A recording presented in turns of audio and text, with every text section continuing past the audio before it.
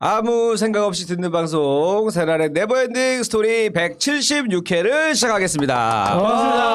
반갑습니다. 네, 벌써 2021년도 시작한 지 얼마 안 된 것 같았는데도 벌써 이제 후반부로 다가가고 있는 것 같아요. 1월의 마지막 네버엔딩 스토리입니다. 벌써 이렇게 한 달이 이렇게 훅 지나가나 이런 느낌으로 살고 있는데 갑자기 날씨도 이제 낮에는 갑자기 엄청 따뜻하기도 하고 저녁에 아직 쌀쌀하지만은 뭔가 이제 2021년 정말 우왕좌왕하다가 벌써 이렇게 한 달이 갔는데 우리 청취자 여러분들은 어떻게 보내고 계신지 굉장히 궁금합니다. 자, 우리 새날의 유일한 쇼양 프로그램 우리 네버엔딩 스토리 우리 비정치 팟캐스트 그래서 저희는 정치 얘기보다는 뭐 다양한 뭐 이슈를 가지고 이야기하는 그런 시간입니다. 저는 개그맨 김일희고요. 자, 제 왼쪽에는 우리 오사춘기님 자리하고 계십니다. 안녕하세요. 새날에 응원을 먹고 사는 남자 오사춘기입니다. 이야, 네. 오사춘기님 인기 장난 아니다. 장난 아니죠? 아니 보니까 오늘도 그래서 인기에 걸맞게 또 약간 헤어스타일도 바꾸셨어요. 약간 이게 김병지 스타일. 김병지 스타일도 느낌도 있고 예전에 우리 외화 중에 이제 맥가이버 있잖아요. 딴딴딴딴딴딴딴딴딴딴. 할아버지는 말씀하셨죠. 그렇죠. 그 느낌이 좀 살짝 나더라고요. 보라 씨는 나한테 말씀하셨죠. 자, 이 느낌으로 딱 하시면은 맥가이버 느낌 나는데 왜냐하면 항상 좀 어울립니다. 뭐 다양한 왜냐하면 그 일반 분이 원래 방송 전문적으로 하시는 분이 아니잖아요. 오산중기님은 근데도 이 에피소드가 굉장히 많아요. 그러니까 그리고 백지 같은 캐릭터예요. 그냥 아무거나 갖다 붙이면 그 캐릭터가 되는. 그리고 그걸 다 기억을 해요. 그게 사실 기억력도 굉장히 좋은 거예요. 그때 그렇죠. 사건에 대해서. 근데 공감하지 않으세요? 공감하지 않으세요? 공감도 하죠. 네, 하는데도 네. 자기가 이제 지나간 일들을 그때 무슨 일이 있었지 또 한번 말이 더듬어 보고 하는데 요쯤 되면 이제 슬슬 이제 바닥이 날 때가 됐는데도 불구하고 계속 나오니까 굉장히 기대가 많이 되고 있습니다. 한 주 동안 별일 없으셨죠? 별일 없었고 지난주에는 그 설거지하러 갔는데 손님이 돌아갔어요. 너무 사람이 많아서 꽉 차갖고 46테이블 다 차갖고 근데 46테이블. 주방 아줌마가 인턴이야 거기는. 인턴이 아니고 로테이션으로 돌아가면서 해요. 네. 혹시라도 그 레시피 이런 거 막 위조하고 그럴까봐 위조가 아니라 복제. 바쁘면 막 하잖아요. 설탕도 막 넣고. 틀릴까봐. 그럴까봐 했는데 아줌마가 새로 들어와서 새로운 아줌마가 온 거예요. 그냥 우리 이모님이 거기서 여사님이라고 하는데 내가 장난 한번 쳤다가 정말 죽을 뻔했어요 진짜. 뭐라고 장난쳤는데? 또 가슴 만졌어? 아니 그 아줌마 가슴 어떻게 만져요? 예전에 장모님 가슴 만지듯이 우리 장모님 그때 뒤에서 가슴 만지고 그것처럼 또 하셨는데 그 얘기인 거예요 지금. 그래요? 아니 주물럭 안 했지. 그게 아니라 제가 솔직히 여기 가게 사장이에요. 네, 그랬어요. 장난으로 뭐 열심히 하세요. 이모님 열심히 하시고 내 월급도 올려드릴 테니까 와 화내시는 거예요. 근데 나중에 이거 장난이란 거 알고 진짜 그렇게 말하면 안 되지. 안 되지. 완전히 그 연변 사투리 있잖아요. 굉장히 센 사투리로. 자기 왜냐면은 자기 놀린 줄 알아서 더 열받은 거야. 자기 기대를 되게 하고 있었다. 진짜 월급 올려줄 줄 알고. 내가 너무 죄송해요. 잘못했네요. 이 방송을 빌어서 그 연변 아주머님 죄송합니다. 제가 사과드립니다. 그분 이 방송 보시나요? 안 보지. 아니 안 돼. 이런 안 좋은 이미지를 해놓고 나서는 새날을 알리지 마세요. 그때는 새날 한다고 하지 마. 저 신의 한수 게스트라고 하세요. 예, 알겠습니다. 자, 그리고 그 옆에는 우리 새가 날아든다의 우리 마차님 자리하고 계십니다. 안녕하세요, 마차입니다. 네, 오늘 약간 의상이 약간 좀 맥가이버 옆에 이제 가제트 형사가 와 계시는데.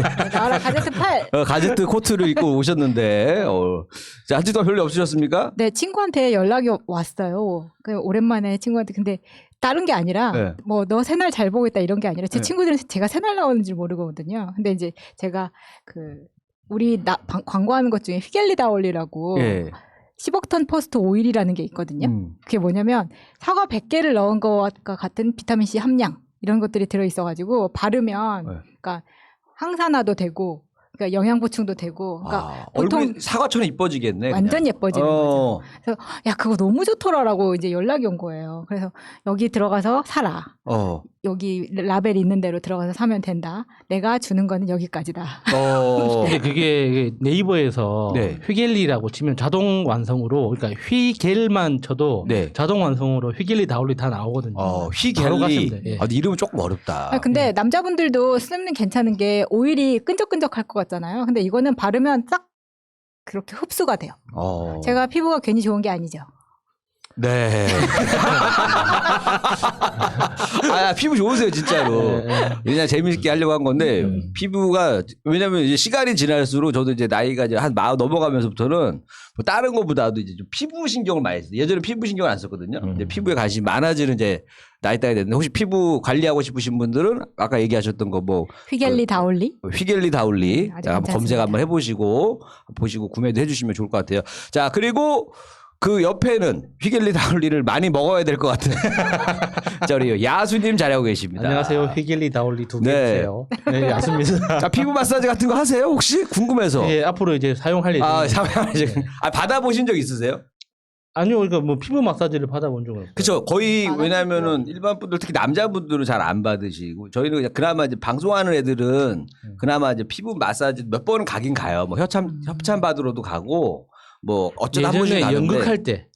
연극할 때 그 메이크업을 하잖아요. 예. 그러니까 와 정말 쓰레기 피부라고 욕 많이 먹었습니다. 오. 화장이 안 먹는다고. 그러니까 전혀 뭔가 그 가공되지 않은 예, 예. 그냥 그 자외선에 그대로 노화된 그 피부 그대로 갖고 계세요.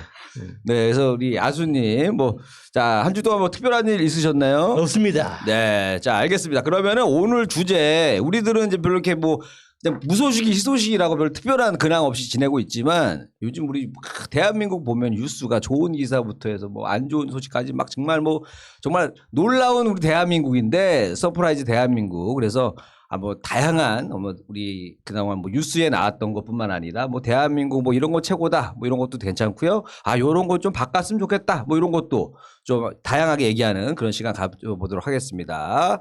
자 한번 순서 정해볼까요? 자, 오늘은 100% 자연. 네. 자연빵으로. 그래서 오늘의 주제는 이제 놀라운 대한민국이 주제가 되겠어요.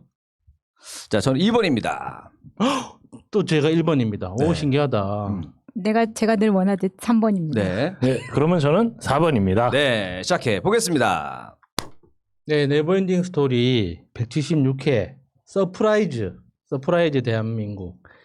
이게 요즘 우리나라가 뭔가 소식 사건 사고도 많고 하여튼 뭐 언론만 보면 뭐 대한민국이 완전 망해가고 있는 것 같은데 외신을 보면 네. 또 뭐 뭔가 대한민국이 이미 선진국 그렇죠. 뭐 인정받는 게 10년 어. 전부터 선진국에서 선진국이라 치고 뭐 통계를 내고 있었다 뭐 이런 이야기 많잖아요. 뭐 막 G7 얘기도 나오고 막 예, 그러던데 요즘에. 그러니까 이게 최근에 들어서 생긴 현상이 아니라 수천 년 전부터 그런 시작된 현상이다. 뭐 이런 이야기를 좀 하고 싶어요.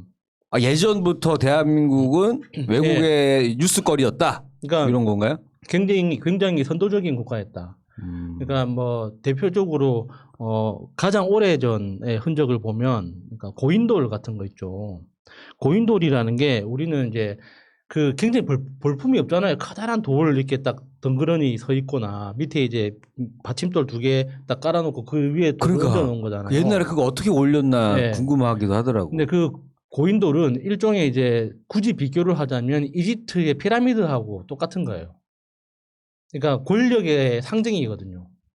아 근데 권력의 상징치고는 너무 극과 극인데? 그러니까 피라미드는 돌 몇 개를 쌓았는데 여기는 그러니까 딸랑 3개 그러니까 갖고 했는데. 그거는 피라미드가 만들어질 수 있었던 그 환경을 생각하면 약간 직접적으로 크기만 갖고 비교하기는 힘들어요. 그러니까 이집트는 강을 중심으로 그러니까 강이라는 엄청나게 넓은 나일강이라는 엄청나게 넓은 강이 일종의 국경 역할을 하고 그리고 그 반대쪽에는 사막이 국경 역할을 하기 때문에 침략받을 일이 없었어요. 근데 이제 나일강이 주기적으로 범람을 하면서 그 쌀농사를 비롯한 이제 어떤 농업이 엄청나게 잘 되고 있었기 때문에 자원이 항상 남아 돌았거든요. 그러니까 그 왕권, 신성한 왕권을 증명하기 위한 도구로서, 그러니까 대대로 경쟁을 하는 거죠. 선대왕보다는 더 크게, 선대왕보다 더 크게 이런 식으로 경쟁을 하다 보니까 정말 비정상적으로 커지는 그런 현상이 있었던 거고. 한국이 한반도라고 하는 이 그러니까 토양이라고 할 수 있죠. 그러니까 어떤 이런 지형 안에서는 외부에서 항상 누군가가 들어올 가능성이 있잖아요. 그러니까 경쟁자들이 많았단 말이에요. 각 지역별로. 그래서 그렇게 엄청나게 큰 건축물 대신에 고인돌이라는 형태로 그러니까 그 권력을 일종의 증명하는 거죠. 그래서 권력자가 죽으면 고인돌이라는 형태로 그거는 권력자만의 문제가 아니라 그 권력자를 중심으로 생활했던 사람들 있죠. 생활했던 그 주민들한테도 중요한 문제예요. 왜냐하면 내가 소속되어 있는 이 부족이 저 동네 부족보다는 훨씬 더 훌륭한 부족이라는 걸 증명할 수 있는. 나름대로 우리 네. 부족 잘 나간다. 그렇죠. 라는 약간 상징적인 그러니까 우리 거구나, 부족의 리더가 죽고 나면 네. 이 리더에 대한 장례식을 얼마만큼 크게 치르느냐. 이거 자체가 이제 너희 동네는 이런 거 못하지. 라는 이런 경쟁 의식이 이제 그 어떤 근본에 있는 거예요. 아, 약간 아니 그 고인돌 할 때 아까 말씀하셨듯이 저도 옛날에 이렇게 세워서 밑을 세워서 뿔끈 들어서 올리는 줄 알았는데 어떻게 해요? 흙을 이렇게 올려요. 그러니까 흙을 다 일종의 흙무덤을 쌓아놓고 파는 거야, 이렇게. 나도 네. 자 들어 하나 둘 셋 야 이 새끼야 저기 그래서 밸런스 안 맞아서 정말 어떻게 맞지 정말 그 예. 우리끼리 그 상황극을 했어. 야 저 떨어지면 밑에 깔리면 죽는 거 아니야 그랬는데 그냥 끝장나는 거요. 밑에서 이제 흙을 덮어서 네. 흙을 이렇게 주새끼에서 파더라고. 그게 고인돌이라는 그 형태 자체는 그러니까 기술적으로 대단하다 이게 아니라 고인돌이 있었다는 건 일종의 행정 시스템이 있었다는 뜻이거든요. 그래 그 엄청난 사람들 많은 사람들을 동원해가지고 그 돌을 어디선가 발견해서 운반을 해야 될 거 아닙니까? 그러니까 운반을 하기 위해서는 사람을 동원해야 되는데 그거는 강제적으로 동원하는 거는 사실상 불가능해요. 이집트 같은 경우도 강제적으로 동원한 게 아니거든요. 성경에는 어떤 다른 민족들을 이렇게 노예로 끌어다 썼다고 이야기 나오지만 실제로는 월급을 주고 시민들이 그 노동에 참여를 했던 거거든요. 그러니까 고인돌을 만들 때도 강제적으로 노동을 착취한다기보다는 일종의 거래 방식으로 그러니까 체계적으로 사람들을 동원한 거기 때문에 그때도 그러니까 보람상조가 있었다. 보람상조라기보다는 인돌상조 그러니까 뭐 이런 거 약간 일종의 이제 행정 시스템이 존재했다는 거죠. 그러니까 행정 시스템이 존재했다는 건 그러니까 문자를 기반으로 한 어떤 커뮤니케이션 도구들이 있었다는 거예요. 그러니까 전 세계에서 발견되는 고인돌의 80%가 한반도에 있거든요. 그러니까 그거는 고인돌로 권력을 증명하던 그 시대에도 한반도는 어떤 정보 집합체로서 굉장히 밀도 높은 공간이었다는 그런 뜻이 되는 거죠. 그러니까 고인돌 그 다음에 이제 볼 수 있는 게 고래가 울산이 고래고기로 유명하잖아요. 예. 그러니까 그게 그 고래고기가 유명한 게 단순히 그러니까 울산 사람들이 이상하게 고래고기를 좋아해서 고래고기로 유명한 게 아니라 울산이라는 그 도시가 그러니까 전 세계적으로 고래의 교차로예요. 그러니까 고래는 전 지구를 여행하잖아요. 자기가 태어난 곳이 어디든지 간에 결국에는 지구 반대쪽까지 여행을 갔다가 다시 돌아가는 걸 계속 반복을 하거든요. 굉장히 많이 돌아다니네. 예, 예. 그런데 그 밑에 해류에 그러니까 전 세계에 일종의 교차로가 몇 군데 있습니다. 그러니까 전 세계의 모든 고래가 항상 지나다니는 길목. 그 중에 하나가 울산이에요. 그러니까 울산은 수천 년 전부터 고래로 굉장히 유명한 곳이었어요. 그래서 뭔가 바다에 대해서 어떤 신앙을 가지고 있는 그러니까 고조선이나 고려시대, 고구려시대, 고려시대 때도 바다에 대해서 어떤 바다를 중심으로 한 종교가 있을 수 있잖아요. 그렇죠. 그러니까 그런 종교를 가지고 있는 이민족들, 그러니까 한반도에 살지 않더라도 다른 나라에 사는 사람이라도 뭔가 바다에 대해서 예를 올려야 된다라고 하면 울산을 찾아가는 거죠. 왜냐하면 울산에 가면 고래가 보이거든. 그러니까 고래가 보인다는 건 뭔가 신성한 느낌이 들잖아요. 뭔가 그 바다에서 예전에 이제 그 영화에도 그런 장면이 나오는데 고래를 실제로 보지 않은 사람은 고래의 존재를 안 믿었어요. 그러니까 우리가 호랑이도 크다고 이야기를 하잖아요. 근데 호랑이보다 수백 배가 큰 동물인데 그런 게 세상에 존재한다고 이야기하면 다들 거짓말이라고 이야기를 하지 누가 믿겠습니까? 그리고 고래는 좀 이미지가 그래도 좀 좋은 것 같아요. 보면은 뭐 상어나 이런 거에 비해서 그렇죠. 이미지도 그리고 좋고. 이게 고래하면 또 재미있는 게 그러니까 우리 그 커피숍 중에 유명한 게 스타벅스라고 있잖아요. 그 스타벅스가 사실 고래에서 유래한 이름이거든요. 그 고래를 소재로 한 제일 유명한 그 소설 중에 그 모비딕이라고 있죠. 모비딕. 모비딕이라고 네. 있는데 그 모비딕이 이제 고래잡이 고래잡이 어선에 탄 사람들의 어떤 모험담인데 고래잡이 어선은 한번 출항을 하면 짧으면 3년, 길면 7년 정도 항해를 하거든요. 집에 안 들어오는 거예요. 예, 그러니까 야, 냉동 시스템도 없는데. 예, 땅에서 한 예전에는. 번도 안 내리고 땅에 한 번도 안 내리고 그 배 위에서만 3년에서 7년을 생활하는 거예요. 그러면 그 물자를 7년을 항해 계획을 가지고 나가면 7년치를 다 이렇게 가지고 있는 거는 사실 어렵잖아요. 그러니까 수백 년 전에도 고래잡이 그게 가능했던 이유는 그 목적이 고래 고기가 아니었어요. 기름 뭐 이런 거. 네, 고래 기름. 예, 예. 그 등불을 밝힐 때 그 등유가 발견되기 전까지는 고래 기름을 그 원료로 썼거든요. 그래서 좀 살림살이가 안 좋은 가난한 사람들은 그 역청이라 그래가지고 지금으로 치면은 그 석유 원유, 찌끄레기? 예, 그거를 그 땔감으로 썼고 좀 잘 사는 사람들은 고래 기름을 그 조명유로 썼단 말이에요. 그러니까 기름만 뽑고 고기는 버리니까. 예, 그러니까 그 고래잡이 어선들이 전 세계에 어딘가 포인트가 있을 거 아닙니까? 그러면 고래가 제일 많이 모이는 곳에 모든 고래잡이 어선들이 모이겠죠. 그러면 그때 이제 일종의 거래가 일어납니다. 그러니까 만약에 이제 7년 항해 계획을 하고 그 울산의 앞바다에 모였으면 그러니까 출항한 지 1년짜리 배에서 물건을 사는 거예요. 안 그러면은 그 출항 계획을 미리 그 편지 유통 시스템이 있었기 때문에 출항 계획이 있는 배에 미리 전가를 보내서 주문을 하는 거죠. 그러면 이제 그 배를 만나가지고 물 위에서 이제 거래를 합니다. 그러면 그 거래를 할 때, 그러니까 그 잠시나마 이제 그 육지에서 있었던 소식에 대해서 이야기도 듣기도 하고 그러니까 물건을 옮기는 그 시간이 필요하잖아요. 그때 이제 선장끼리 만나가지고 귀한 음료를 하나 끓여 마시는데 그게 커피예요. 그 당시 커피를 그때 이제 선장들끼리 이제 일종의 위스키 거래하듯이 한 잔씩 딱 따르는데 그 커피를 만들어 주는 사람을 그 책임을 가지고 권한을 있는 사람이 갑판장이 그러니까 선장 바로 밑에 갑판장이 이제 넘버 2 아닙니까? 그 사람의 이름이 스타벅이에요. 아 진짜? 예. 그래서 그러니까 그 커피라는 그 음료가 그러니까 그 스타벅스는 세이렌이 그 로고 마크잖아요.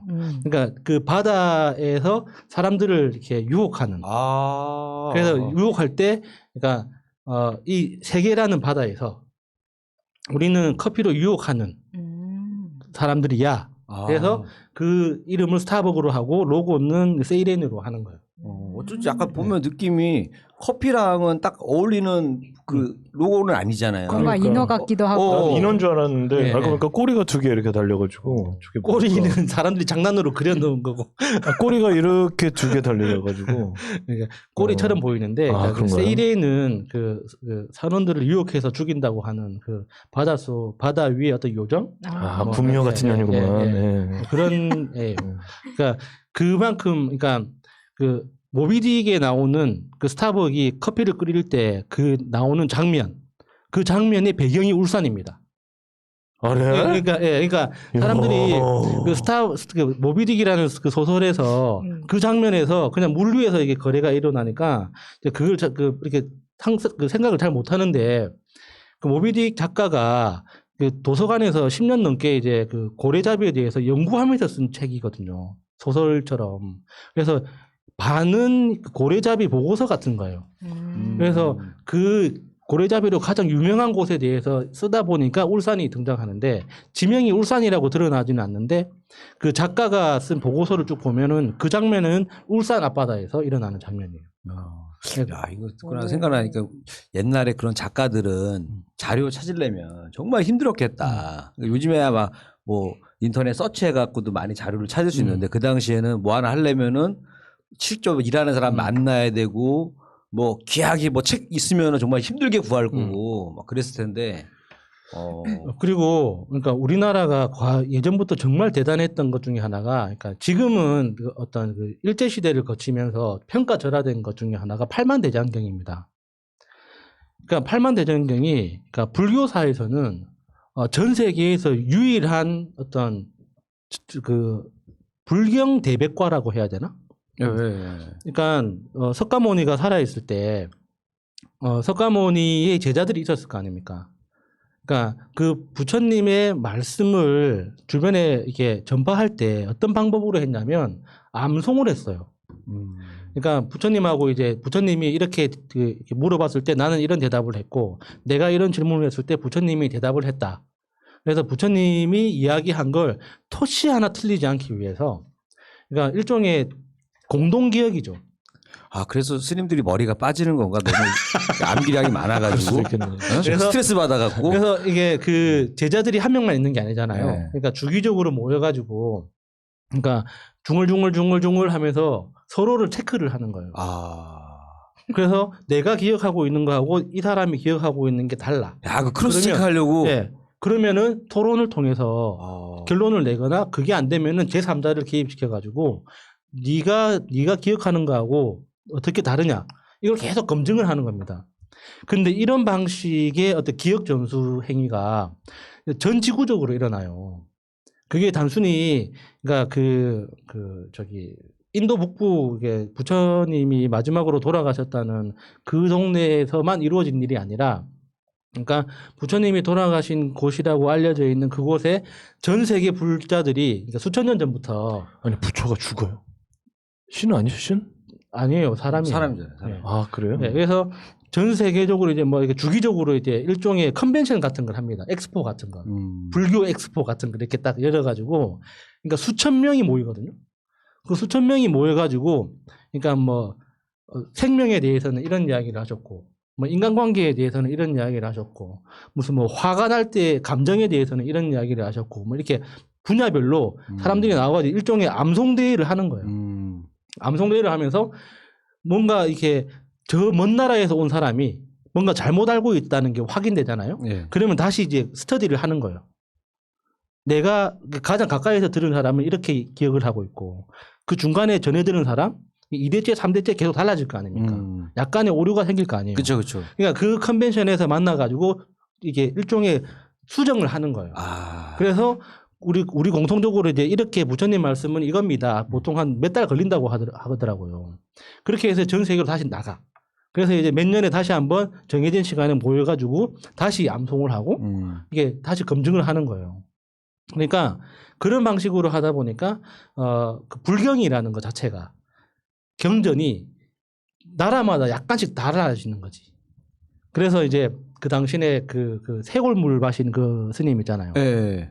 그분이 그러니까 그 인도에서 굉장히 인정받는 대학자였거든요. 권위가 엄청나게 높은 대학자였단 말이에요. 그 원효대사인가요? 네, 원효대사 네. 아니에요? 그분이 인도 네. 출신이요? 아니죠. 인도 인도에서. 그러니까 그 뭐 유학 가려고 그런 거 아니에요 그 사람? 그러니까 인도 유학길에 갔다가 깨닫고 다시 돌아왔잖아요. 아니 우리나라에서 출발하다가 중국 가려고 하다가 동굴에 자다가 뭐 네, 험하신 거 그래서 아니에요? 깨닫고 다시 돌아온 거잖아요. 아, 그 유학 인도까지 가가지고. 갔구나. 네. 어. 그래서 대단하다. 그 불교 교리에 대해서는 원효대사가 전 세계적으로 유명한 사람이었고 그 원효대사한테 그 가르침을 받기 위해서 전 세계에 사람들이 모여들었단 말이에요. 그때 그러니까 그러니까 불교 컨벤션에서 이제 이게 내용이 그러니까 기준점을 만들어야 된다. 그러니까 매번 컨벤션마다 처음 시작부터 몇 달을 세우고 토론을 몇 달을 거치고 이렇게 하는 건 비효율적이다. 그러니까 기준을 하나 만들자. 그러니까 전 세계 모든 경전을 모아서 딱 이렇게 기준 자료를 하나 만들자 하고 시작한 게 팔만대장경인 거예요. 그러니까 우리가 과거에 배울 때는 팔만대장경은 고려가 전쟁 중에 뭐 부처님한테 기도를 통해서 뭐 전쟁에서 이기기 위해서 기도용으로 만들었다고 했잖아요. 그게 아니에요. 그러니까 학문적으로 불교라는 그 종교가 이게 영원히 이런 토론 중심으로 갈 수는 없다. 그러면은 우리 후손들은 어떤 걸 기준으로 뭐 비교를 하고 검증을 하고 비판을 할 건가. 그러니까 뭔가 새로운 걸 만들어내기 위해서라도 뭔가가 존재해야지 이거를 깨트리고 새롭게 만들어낼 거 아닙니까? 그러니까 그 기준점을 하나 만들어야 된다라고 했는데 그 만들어야 된다라는 필요성은 모든 불교가 어떤 국교로 도입된 모든 나라들이 다 인정을 하고 있었어요. 팔만대장경 같은 건 만들어야 한다라는 거는 다 알고 있었는데 왜 못했겠습니까? 뭐 기술도 필요하고 돈이 없으니까. 그렇지. 돈이 없고 그 엄청난 작업을 하기 위해서는 아까 제가 고인돌 이야기할 때 말씀드렸던 행정 시스템. 이게 왕이 살아있는 동안 이게 만약에 완성을 못해. 그 다음 왕이 치워 하지마 스톱 해버리면 끝나는 거 아닙니까? 근데 체계적인 그리고 믿을 수 있는 행정 시스템이 있는 나라에서는 선대왕이 죽었다고 해서 선대왕의 업적을 없애버리지는 않잖아요. 그러니까 그 체계적인 행정 정치 시스템이 있는 나라가 고려밖에 없었던 거예요. 그러니까 돈이 있고 기술이 있고 행정 시스템이 있는 나라가 고려밖에 없었기 때문에 고려가 책임지고 불교를 선도하는 전 세계 리더 국가로서 팔만대장경 작업을 시작했고 그 팔만대장경을 만드는 중에 전쟁이 일어난 거예요. 그러니까 전쟁에서 만약에 이게 전쟁이 목적이었다면 중단했어야지. 근데 전쟁하고 팔만대장경 작업을 같이 동시에 진행을 하거든요. 근데 그 아마 중간에 외우던 거를 바로 활자로 가진 않았을 거고 분명히 책은 있었을 것 같아요. 네. 책은 있었는데 어쨌든 이거 맨날 쓰는 게 이제 일이니까. 그러니까 네, 그런 용도. 그렇죠. 인쇄물을 여러 개를 찍어야 되니까 이제 더 많은 거를 우리가 한 번에 이제 불교인들에게 많이 나눠주려면은 이런 교재가 필요하다 해서 이제 그런 큰 뜻을 갖고 이번에 했겠네요, 우리가 같이. 코로나 이 시국에서도 그 증명이 된 거지만 그 다른 나라 그러니까 다른 나라하고 대한민국하고 정말 제가 제일 다르다고 생각하는 게 행정 시스템에 대한 국민들의 인식이에요. 그러니까 행정 시스템과 어떤 행정 당국에서 요구하는 규칙을 내가 지킬 때 나한테 이익으로 돌아온다는 거. 이거는 학교에서 가르친다고 배워지는 게 아니거든요. 수천 년, 수백 년 동안 어떤 대대로 문화적으로 어떤 스며들어 있어야지 이게 나 혼자만의 이익을 위해서 꼼수를 부리는 것보다 사회적인 규칙을 지키는 게 나한테도 이롭고 다른 사람들한테도 도울 수 있다. 뭐 이런 관념들은 단순히 뭐 돈 많다고 생기는 게 아니에요. 그래서 이 행정 시스템, 그러니까 이 정말 대단한 대한민국이라는 이런 관념들은 지금만의 현상이 아니라 사실은 수천 년 전부터 그랬다는 거죠. 그래서 충분히 자랑스러워할 만한 거예요. 그러니까 대한민국 자랑거리를 지금 놀랍다고 생각하신 거네요. EBS 와 강의 나 가슴이 살짝 어쩌다 떨렸어요. 어른 강의 아니 듣는데. 그래서 이거 저 조선 때도 있고 구한말에도 있고 그러니까 우리가 그 학교에서 배웠던 근현대사는 너무 대한민국을 평가절하하는 내용들이 너무 많아요. 실제 사실은 고종에 대한 평가들도 그런데 우리는 고종하면은 뭔가 무능력하고 비겁하고 맞아. 뭔가 책임 회피적이고 이렇게 생각하잖아요. 이면 네. 나오고. 근데 절대 그렇지 않거든요. 고종이 했던 여러 가지 도전적인 업적들이 굉장히 많은데 그때 주변이 너무 썩어 있어가지고 제대로 실현이 안 됐다는 것뿐이죠. 막 군대도 가지려고 노력했고 예. 주권도 가지려고 노력했고 또 고종이 그렇게 커피를 또 좋아했대요. 그래서 예전에 커피를 가비나 가베라고 불렀죠. 가베. 예. 그랬다고 합니다. 그래서 저는 제가 지금 시간이 많이 오버했는데 하여튼 그렇습니다. 대한민국 짱이야. 네. 대한민국 짱이야. 네, 짱으로 마무리하겠습니다. 자, 네버엔딩 스토리 176회 네, 놀라운 대한민국 네, 김일희 편입니다. 저는 이제 일단은 그 요즘에 이제 그 놀라운 일들이 참 많이 있는 시기더라고요. 일단은 뭐 주식이 이 3,000포인트가 넘어버렸단 말이에요. 코스피가 3,000이 넘으면서 그게 무슨 의미예요? 코스피가 2,000이 넘었다, 3,000이 넘었다. 이게 무슨 그러니까 의미예요? 이제 그 주가 가격들이 있잖아요. 그러니까 네. 그 평균 지수라는 게 있단 말이에요. 지수. 그러니까 어떻게 보면 그냥 그 나라의 평균 가격대 전체 뭐 지수를 그 숫자로 나타낸 거예요. 그러니까 니네 나라가 예를 들어 전투력 같은 거죠. 쉽게 얘기하면 그러니까 기업별 삼성의 값어치가 올라가고 LG도 올라가고 그러니까 SK도 그게 올라가서 전반적으로 평균을 굉장히 나보니까 원론적인 이야기인데 주식시장에 처음 시작할 때 일단 100기라고 하고 시작합니다. 네? 그러니까 주식시장이 100? 언젠가는 처음 시작했을 거 아닙니까? 예. 100, 100. 이거를 네. 100이다. 지금 이제 주식시장을 처음 낼 때 이게 이제 100점이다라고 했을 때 지금은 이제 30배가 성장한 거잖아요. 아, 그런 곱하기 거예요? 30은 네, 3천이니까. 그러니까 그 경제 가치, 경제 전체적인 규모가 그만큼 늘어났다. 이런 게 상징적으로 볼 수 있는 그래서 거죠. 이제 그 나라의 이제 주식을 보통 이제 코스피가 떨어졌다, 코스닥이 떨어졌다 이렇게 얘기를 하잖아요. 오를 때도 코스피가 올랐고 코스닥이 올랐고 이렇게 얘기를 하는데 그래서 아까 좀 큰 주식, 우량 주식도 이런 거는 약간 좀 코스피로가 있고 약간 저기 코스닥 쪽에는 약간 좀 벤처 업체들부터 해가지고 다양한 뭐 IT 기업들이 거기 좀 많이 모여 있어요. 그래서 이제 이렇게 나눠져 있는데 이게 3,000 지금 뭐 200까지인가 해가지고 지금 최근에 최고를 찍었는데 여기서 이제 웃긴 거 뭐냐면은 이제 저도 되게 이제 주식을 이제 오래 했단 말이에요. 오래 하면서 이제 제가 이제 얼마 전에 저는 어쨌든 조금씩 하고 있었는데 얼마 전에 통화를 했단 말이에요. 이제 어머니 통장 계좌를 제가 관리하거든요. 근데 보니까 돈이 빠져나간 거야, 엄마 돈 통장에서.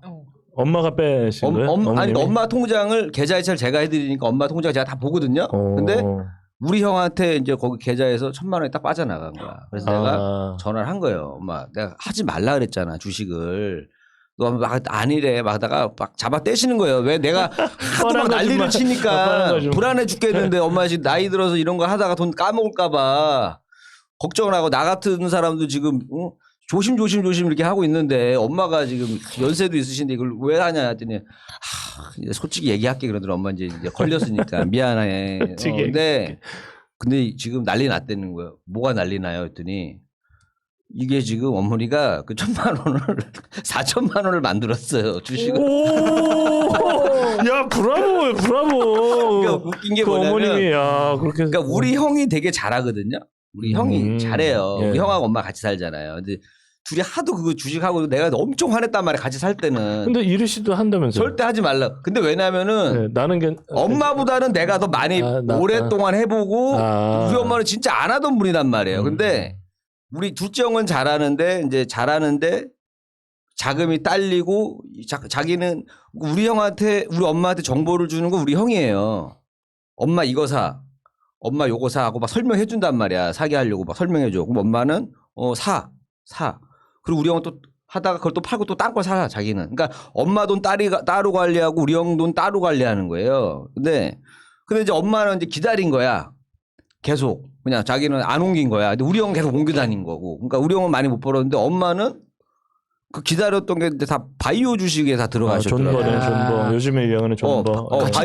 바이오 주식을 들어간 거예요. 그래가지고 돈을 많이 버시고 엄마랑 내가 진짜 웃긴 게 뭐냐면 이제 나랑 입장이 완전 바뀐 거야. 내가 완전 깨갱하는 거예요. 뉴스네. 엄마가 나한테 주식을 알려주는 거야. 그러네. 1,000만 원에서 4,000만 원이면. 엄마가 나한테 돈 있으면 이거 사. 엄마가 오히려 나한테 입장이 바뀌어가지고 내가 그거 괜찮아? 그러면 이게 약을 뭘 만들었는데 이 얘기를 하고 있는 거야. 엄마랑 지금. 그래서 야 이거 어떻게 놀라운 대한민국이다 진짜 이거. 우리 어머니가 지금 연세가 지금 70이 넘으신 분이 지금 주식을 하고 근데 직접 투자는 안 하죠. 우리 형이 이제 거래를 하는데 엄마가 이제 전화로 팔아라.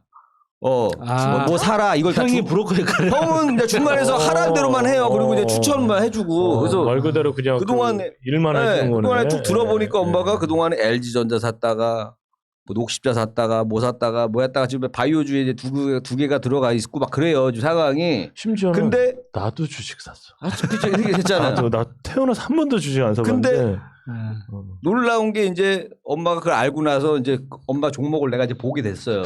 나보러 좀 봐달라는 거야. 엄마는 엄마는 저 스마트폰도 안 쓰거든요. 투지폰 쓴단 말이에요. 그러니까 주가가 어떻게 되는지도 몰라.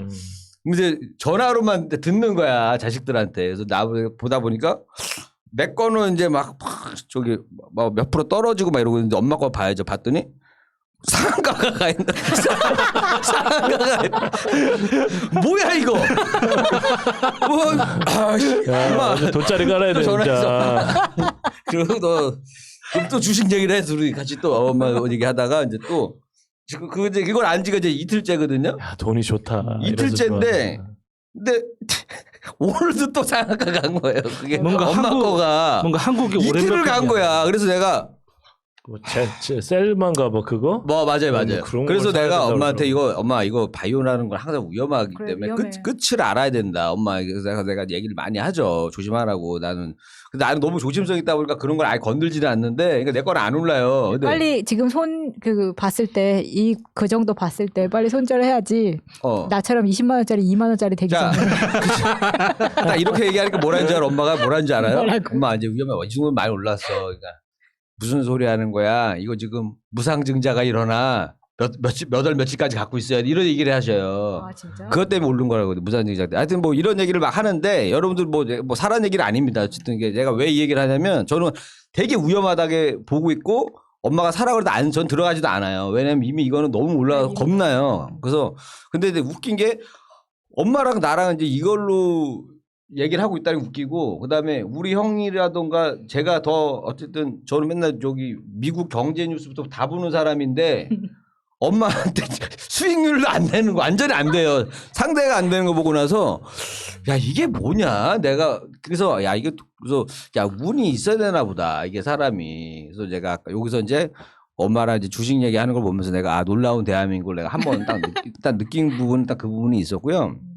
그 다음에 이제 제가 이제 요즘에 딱 보면서 좀 이게 좀 안 좋은 뉴스들도 좀 많은 거예요. 뭐 주가가 뭐 잘 갔다. 예를 들어서 뭐 코스피 최고가 나왔다. 뭐 백신 구했다. 이런 좋은 뉴스도 있지만 사회면을 보다 보면은 좀 안타까운 뉴스가 너무 많은 거예요. 제가 이제 정인이 사건도 잘 몰라가지고 이제 그것이 알고 싶다를 봤단 말이에요. 보면서 이거 지금 아이한테 어떻게 이렇게까지 할 수가 있나. 근데 이제 그런 사건을 우리가 놀래고 나서 야 너무 심각하다 이러고 있으면 며칠 뒤에 비슷한 사건이 또 나오는 거야. 그래서 이게 왜 이렇게 됐지? 예전에 부모님도 저 어렸을 때는 왜냐하면 그때는 뉴스 시청률이 더 높았단 말이에요. 지금보다. 아시죠? 방송국도 KBS, MBC밖에 없을 때잖아요. 어렸을 때. 그러면은 뉴스를 엄청 봐요. 9시 뉴스 꼭 본단 말이에요. 그때. 그러면 이제 애기들 잘 시간이라고 막 방송도 나오고 막 한단 말이에요. 그 당시에는. 그 정도로 근데 그때 뉴스 볼 때도 뭐 어린이 유괴 사건 뭐 요 정도였거든요. 그럼 오히려 자기 자식을 남이 강제로 데려가고 돈 달라고 해갖고 애 데려오려고 막 진짜 어떻게 해서든 돈 마련해가지고 다시 애 뭐 이런 뉴스가 많았다면 요즘에는 약간 이런 좀 뭐 살인 사건이라든가 가학 뉴스가 많은 것 같아서 이게 내가 봤을 때는 야 이게 약간 좀 뭐 사람들이 저기 현대화되면서 너무 자본주의 뭐 너무 이런 거 뭐 성공 돈 막 이런 거 하다 보면서 조금 이 사람들이 다들 이게 사랑이 잃어버리는 단계가 오지 않았나. 근데 그거는 좀 다르게 보는 게 네. 예를 들어서 이제 독립신문이라고 있죠. 1901년에 만들어졌던 네. 독립신문 창간호부터 일주일치 신문을 보면요. 시작했어요. 어쩌다 어른 강의 그러니까 2. 그거 이것이 보면 이것이. 진짜 재밌는 게 네. 살인 사건, 가출 사건, 토막 살인 이런 것들이 나옵니다.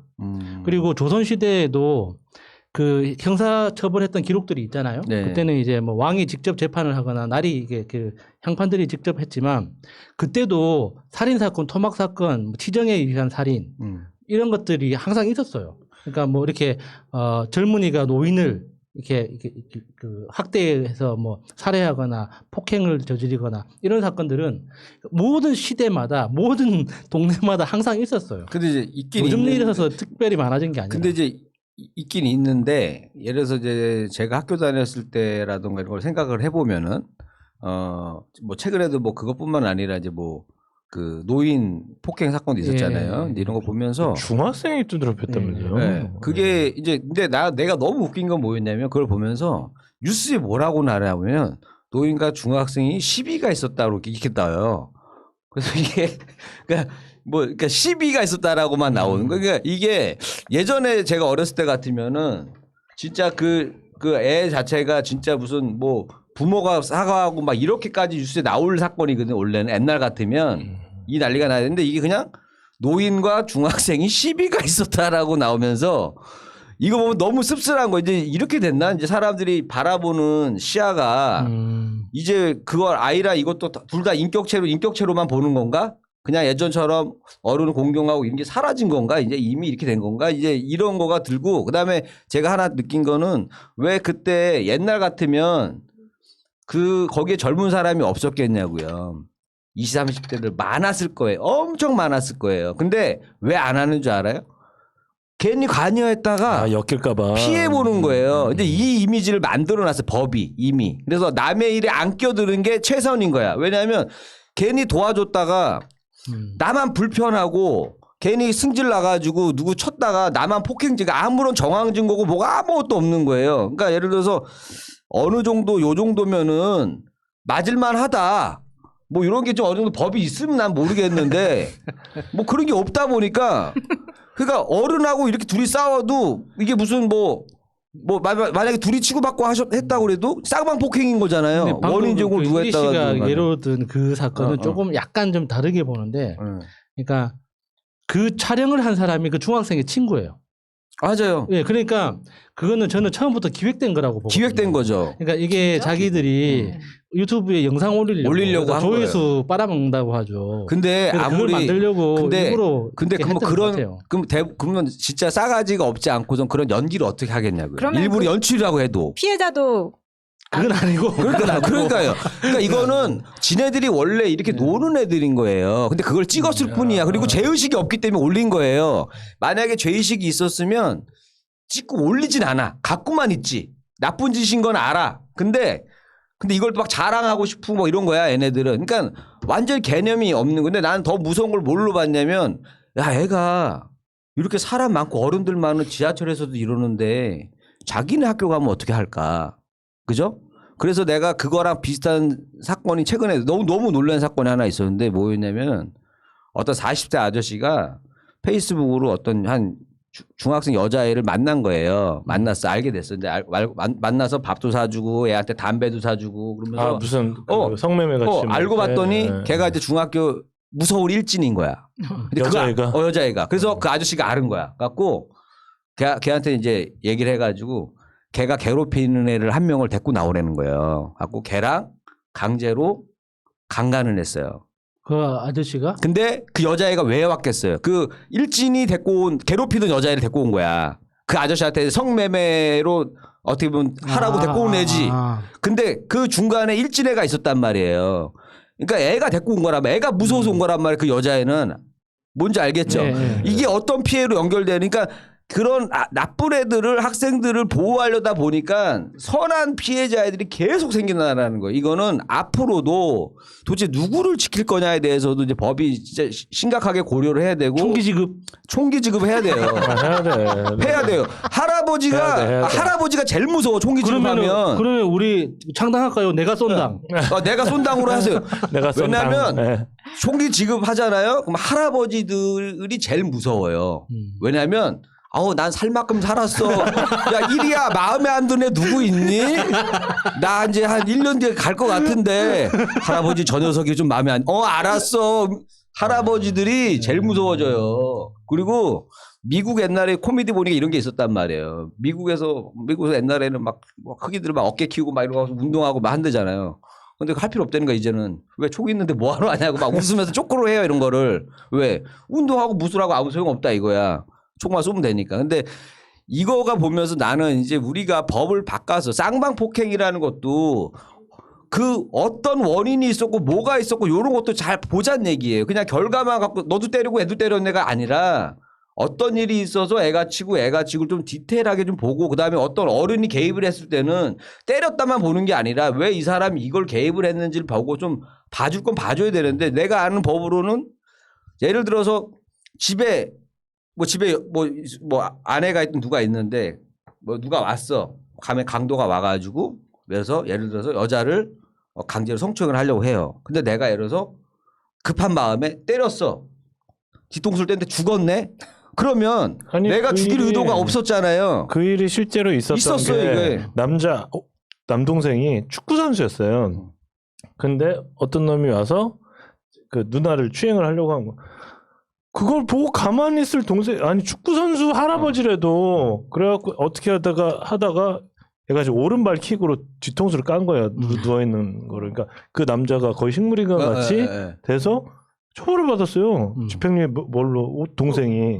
그러니까 누나 지키려다 한 건데 이렇게 된 거예요. 그러니까 그러면은 그 사람이 죽일 의도가 없었단 말이에요. 왜냐면 방어하려다 보면 거기서는 초인적인 힘이 들어가게 돼 있어. 어쩔 수가 없어요. 근데도 불구하고 애를 왜 이렇게 만들어놔? 아무리 저기 너네 집에 글로 갔지만 이게 우리나라 법인 거예요 지금. 그러면은 어떻게 해야 되는 거야? 애가 안 다칠 정도로 그냥 하고 끝내야 되는 거냐? 그러니까 이런 거를 좀 바꿔야 된다 생각하고 제가 하여튼 뭐 요즘에 이제 이런 걸 보면서 야 제가 이제 그 최근에 이제 뭐 다이어트를 많이 하잖아요. 다이어트를 많이 하다 보니까 이제 지금 저기 앵콜킴 식단으로 해가지고 지금 임상 3차 결과가 좀 있으면 나오는데 쪽 빠졌어요. 많이 빠졌어요. 그죠? 지금 예, 이제 예. 70.5kg 됐어요. 한 달 만에 이제 거의 이제 5kg 감량이 된 건데 됐는데 이제 얘가 이걸 보면서 이제 이제 기분 좋게 이제 살 빠졌다면서 기사 보다 보니까 이제 오늘 그 정인이네 부모 양부모들이 이제 남부구치소에 들어갔는데 거기 식단이 나오더라고. 식단이 내가 먹는 것보다 너무 잘 나오는 거야. 잘 맨날 먹어요. 삶은 달걀 고기도 먹는데 많이 먹고 그래요. 맨날 삶은 달걀에다 상추 싸 먹고 있는데 여기는 국에다가 반찬이 한 3개 나오고 막 이렇게 나오더라고요. 그래서 뭐 나는 뭐 먹는 거 갖고 뭐라고 하고 싶지 않은데 이걸 보니까 아니 이렇게 죄 지은 사람한테도 이렇게 주는데 자기가 입양에 데려온 아이한테마저 왜 저렇게 했을까 하면서 근데 나는 이제 요 전체적인 모든 사건 사고의 핵심 그거는 이제 언론에 있다고 보는 사람이에요. 언론. 나는 왜냐면 제가 집값이 왜 이렇게 올랐나도 고민을 해봤어요. 저는 나름대로 이렇게 생각을 하거든요. 동시에 이렇게 오르기는 어려운 거예요. 예를 들어서 내가 소주값으로 비교하자면 우리 가게만 갑자기 나 소주값 10,000원 받고 싶은데 하고 10,000원 올리면 누가 우리 집 와서 술 먹겠어요? 안 먹잖아요. 그럼 어떻게 해야 되냐면 내가 10,000원 올리고 몇 군데 올려요. 그러면 나서 언론이 때려버려요. 자 이제는 강남에서 소주값이 10,000원 됐습니다. 10,000원이랍니다. 때려요. 그러면 전체적으로 다른 가게도 소주값을 인상을 하는 거예요. 강북도 우리 돈 8,000원. 자 이렇게 되는 거예요. 그러니까 부동산도 좀 똑같다고 보는 거예요. 이게 언론이 안 도와주면 할 수가 없는 거예요. 먼저 선동을 한단 말이에요. 딱 먼저 예를 들어서 강남 집값 들썩입니다. 잡으려고 이제 정부에서 제약을 딱 넣어. 그러면 조기를 잡았더니 마포가 뜹니다. 알아서 또 해. 그럼 마포에 또 이게 이 사람들이 집 가진 사람들이 집값을 자꾸 올려서 내놓는 거예요. 그래서 이 선동의 주체는 언론이다라고 보는 거예요. 그러니까 대한민국의 수많은 집들이 동시에 집값을 올릴 수는 없는 거야. 이건 언론이 안 도와주면 할 수 없는 거야. 그래서 you are not 언론이라고. 네, 유한한 언론이 된 겁니다. 그래서 이 언론이 이런 사건 사고 기사도 자꾸 내보내면서 잔혹한 거 그대로 내보내면서 또 뭐가 되냐면 또 동일 범죄 비슷한 게 자꾸 생겨나는 것도 있고 모방 범죄. 자꾸 처벌 안 받는다 소년법 천연 안 받는다 어쩌래 저쩌래 하다 보니까 애들이 더 겁이 없어지는 거고 무서운 10대 이게 나왔을 때도 아이들이 무서워집니다. 무서운 10대 이런 걸 언론이 계속 조장을 했어요. 오히려 꾸짖어야 되는데 그리고 그런 애들을 후드로 패가지고 정말 애를 때렸는데 그 사람이 오히려 의인을 만들어주고 이렇게 해야 되는데 어른이 애를 때렸네요. 이렇게 하면서 때를 간섭하고 때린 사람들만 이상하게 몰고 가다 보니까 그냥 남의 일에 무관심하고 남의 일에 신경 안 쓰고 만약에 나도 거기 있어 현장에 내가 노인들한테 애들이 이렇게 했을 때 나도 과연 거기서 뭐라고 할 수 있었을까? 그리고 그래도 예전에는 제가 어렸을 때만 해도 동네에 무슨 좀도둑 하나 딱 나오잖아요. 그러면 동네 형들이 밤에 돌아다녀 잡는다고 그런 분위기였었어요. 옛날만 돼도 예전에만 해 저 어렸을 때만 해도 좀도둑들이 있었어요. 좀도둑들이 있었는데 이렇게 잡는다고 이제 동네 형들이 막 방망이 들고 찾으러 다니고 막 이런 분위기가 있어. 남일을 내일처럼 생각했었는데 지금 요즘에는 너무 이제 이런 사건들을 보면서 자 언론의 역할 그다음에 법의 역할 너무 중요하다. 이분들이 기준점이다라는 생각을 좀 많이 했습니다. 그래서 이런 걸로 안 되면 그냥 총을 나눠줘라. 내가 쏜다. 내가 쏜당. 여기까지입니다.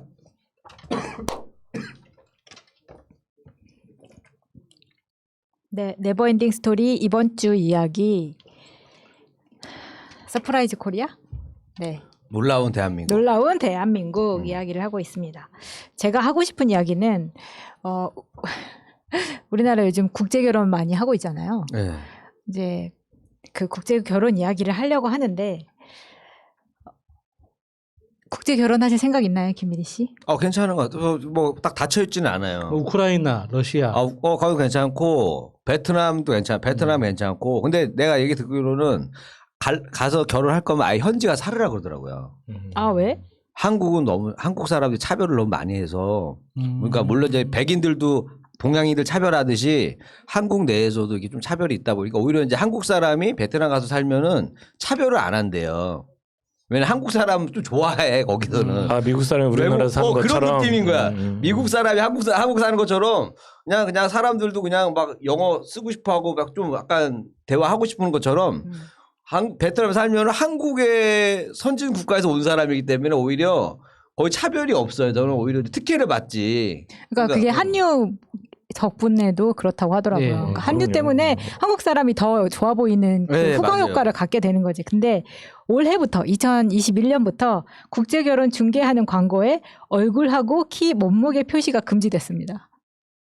아 원래 그 그럼 뭘 보고? 국제고혈압 광고할 때 그런 걸 다 표시했었어요? 도망 안 그랬었나 봐요. 갑니다. 막 이러고 그래요? 절대 도망 안 갑니다. 뭔가 그거는 다른 매매 느낌이 나는데 뭐 아, 얼굴 그렇죠. 왜냐면 이게 중개라는 게 우리 옛날에 뭐 펜팔 뭐 이런 거 네, 하는 것처럼 하는 건데, 근데 내가 결혼할 사람을 다른 글자만 보고 할 수 없으니까 사실 이건 맞는 것 같아요. 얼굴까지 보여주는 건 아니, 괜찮은데. 그러면 결혼정보회사에서 그렇게 하지 않아요? 사진하고 뭐 직업 아까 다 얘기하는데 거기는 부모님이 재산이 얼마고 이 사람 뭐 했던 사람이고 더 신상을 완전 까서 그렇죠. 하는데. A급, B급, C급. 근데 그러겠네. 우리는 우리나라 E급, E급. 결혼정보회사는 그 조건을 막 보잖아요. 네. 그러니까 이 사람이 뭐 얼마나 공부를 했니, 집안이 어떠니 막 이런 걸 보는데, 국제결혼 중개는 키 몸무게 표시 금지라는 것이 보는 조건이 이 사람이 뭐 학력 배경, 뭐 집안 배경이 아니라 키 몸무게. 그러니까 오로지 너무 이 보는 잣대 기준 자체가 완전히 다른 거야. 그러다 보니까 이런 식은 뭔가 인권에 맞지 않지 않냐. 뭔가 식육점도 아니고 이게 지금 몇 킬로그램에 따라서 뭐 이렇게 등급이 다른 것도 슬프다. 아니고 막 이렇게 되니까. 근데 그러다 보니까 이게 이제 작년에도 그런 이슈가 있었잖아요. 그러니까 다문화로 온 부인이 이제 뭐 애를 안고 있는데 막 때린다거나 그게 막 동영상으로 막 돌아다녔었잖아요. 맞아요. 그걸 보면서 사람들이 되게 충격을 많이 받았던 것 같아요. 네. 그러면서 국제 결혼에 대해 우리나라에 들어온 사람들의 인권에 대해서도 다시 생각을 해보게 됐었는데, 우리나라에서 가장 많은 결혼하는 나라가 어딘지 아세요? 베트남 아닐까요? 맞아, 베트남이야. 나는 이게 일본도 국제 결혼 많이 하거든요. 근데 베트남 다음이 중국이에요. 일본은 중국 사람이랑 가장 결혼을 많이 하고 그 다음이 한국 사람이에요. 그게 제가 생각하기에는 중국도 그렇고 베트남도 그렇고 최저 학력이 높아요. 다른 나라에 비해서. 그러니까 뭐 태국이나 라오스나 뭐 방글라데시나 이런 나라들은 사실 이제 보통 교육, 그러니까 평등 교육에 대한 개념이 아직 자리가 안 잡혀 있기 때문에 기본적으로 그러니까 무작위로 누군가를 딱 골랐을 때 그 사람의 평균 학력이 굉장히 낮거든요. 그런데 베트남도 그렇고 중국도 이렇게 사회주의 국가다 보니까 모든 국민에 대해서 강제적으로 교육하는 수준이 굉장히 높게 만들어져 있어요. 그래서 아무나 딱 이렇게 랜덤하게 잡았을 때 그 사람이 어떤 학습 능력이나 기본적으로 알고 있는 배경 지식이 굉장히 높을 확률이 높거든요. 그래서 이제 이 기준은 남자가 한국 사람일 때예요. 그러니까 여자가 외국 여자일 때에 중국, 베트남, 그 다음이 필리핀, 그 다음 일본, 그 다음 캄보디아, 태국, 미국 이런 식이거든요. 근데 반대로 여자가 한국 사람이고 외국 남자인 경우에는 일본이 가장 많아요. 그래서 일본, 다음 중국, 미국, 캐나다, 호주. 한국 여자, 일본 남자. 그렇게 많다고. 근데 이제 그러니까 남자가 외국인인 경우에는 좀 서양의 비율이 높아지죠. 여자가 외국에서 들어오는 것보다는. 근데 캄보디아 같은 경우에는 결혼법에 50세 이상은 국제 결혼이 안 돼요. 그러니까 캄보디아 여자가 한국 남자랑 결혼하려면 한국 사람이 50세 이전에만 되는 거예요. 거기에 소득이 2,500불이 안 돼도 안 돼. 그러니까 연소득이 300만 원 이하면 안 된다는 거죠. 이런 법이 있더라고요. 커트라인이 높지는 않네요. 한국 여자들의 눈높이 부담을 많이 낮아졌네요. 그래도. 그래서 우리나라에서 1년에 350만 원 벌면 되는 거잖아요. 아니 2,500불 연소득 25,000불이 아니라 2,500불이요? 네, 이쇼 연소득. 2,500불. 그러면 다 그럼 한 웬만하면 달에 가능하죠. 30만 원이면 되는 거예요?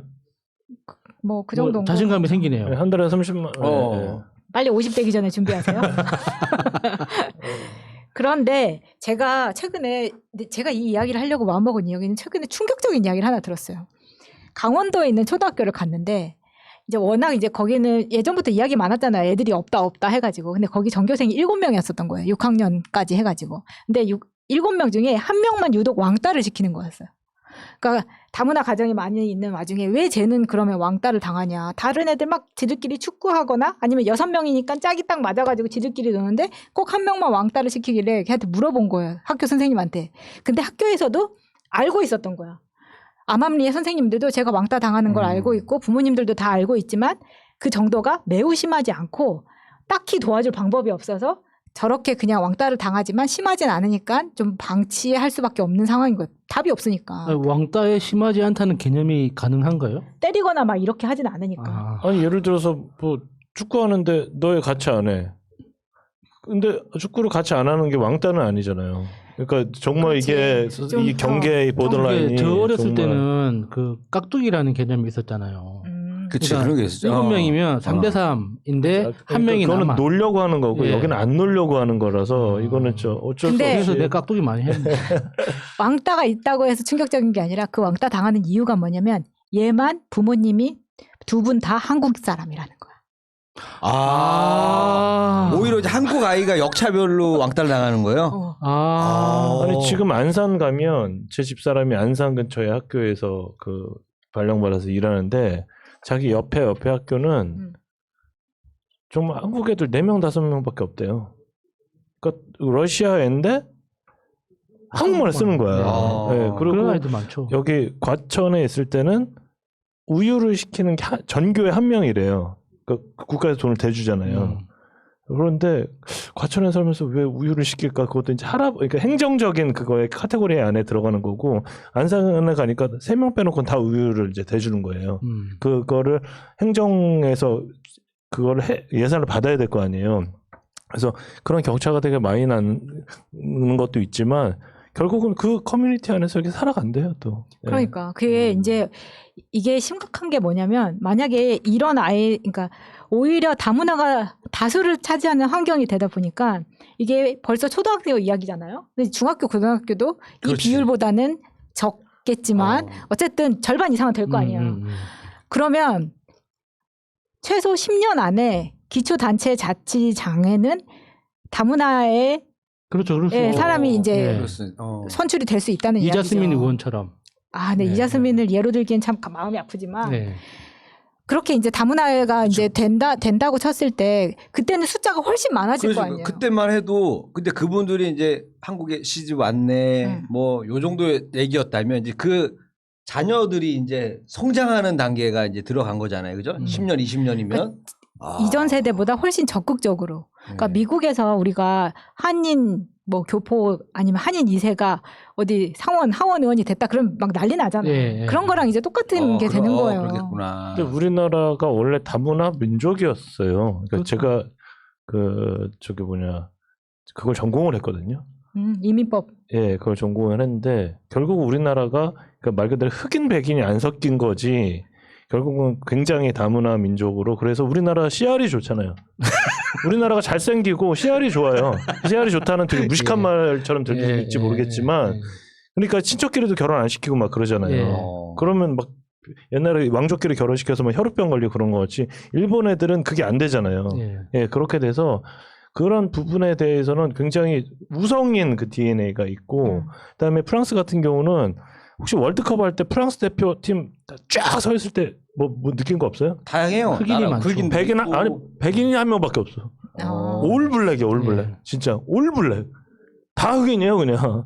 그러니까 이런 사람들이 점점 들어가서 이렇게 막 되게 이렇게 그 난민촌 이런 거 형성하면서 또 범죄를 저지르고 그런 것들이 좀 문제가 되고 그러니까 있어요. 저도 그런 것들이 문제가 되기 전에 우리가 다문화를 받아들일 준비가 돼 있냐. 그러니까 우리가 받아들이는 것보다 숫자에 이 속도가 훨씬 빠르다는 거예요. 예. 이걸 지금처럼 한국 사람 부모님 가졌다고 왕따 당하는 그런 경우가 역전이 되는 경우가 나타나 너무 당황스러웠던 거야. 그 얘기를 들으면서.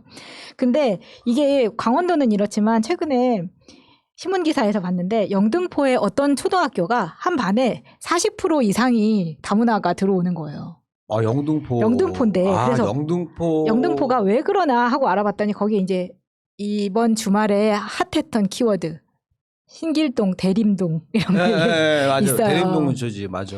그러다 보니까 이제 중국 교포들이 많고 그래서 저희는 다문화 아이들이 싫어요라고 학교를 옮기는 부모들이 생긴다는 거야. 근데 저는 이게 뭐 애들이 뭐 거칠어서 뭐 애들이 뭐 나빠서 그런다면 모르겠는데 저라면 이 중국어를 배울 수 있는 자연스럽게 배울 수 있는 좋은 기회가 될 수도 있지 않나라는 생각이 들더라고요. 근데 이제 애들 때는 그게 안 되는 것 같은데 이제 예전하고 다른 게 하나 전 느낀 건 그거예요. 우리가 예전에 유세 접하던 거는 다문화 아이가 차별을 받는다였거든요. 근데 이제 보니까 이제 한국 엄마가 이제 이사 간다고 그랬잖아요. 애 데리고.